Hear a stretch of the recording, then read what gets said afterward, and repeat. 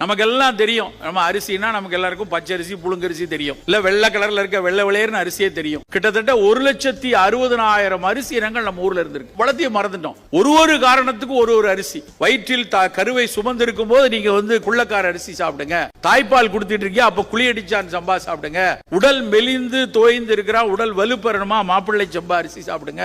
நோய் எதிர்ப்பாற்றல் குறைவா இருக்கா, அவங்க கருங்குருவை அரிசி சாப்பிடுங்க. நீரிழிவு நோய் இருக்குதா, மெல்ல பசி அளிக்கும் நல்ல மணிச்சம்பான்னு சொல்லி ஒரு மணிச்சம்பான் ஒரு அரிசியை சாப்பிடுங்க. இப்படி ஒரு நோய்க்கும் ஒரு நிலத்திற்கும் ஒரு காலத்திற்கும் ஒரு இனத்தை அன்றைக்கு நம்ம கண்டறிந்து தமிழகத்தில் மட்டும் 140 வகையான மாறுபட்ட இந்த அரிசி இனங்களை மறைந்த நெல் ஜெயராமன் ஐயா அவர்கள் பதிவு செய்து வச்சிருக்காங்க. பல்வேறு அரிசி இனங்களும் இந்த மாதிரி சிறுதானியங்களை நம்ம எடுக்கும் போதுதான் நான் சொல்லக்கூடிய ஒரு முதுமை வரும்போது, ஒரு 30 வயதை தாண்டும் போது சர்க்கரையோ ரத்த கொதிப்போ புற்றுநோயோ மாரடைப்போ வராமல் நம்மை காத்துக்கொள்ள முடியும்.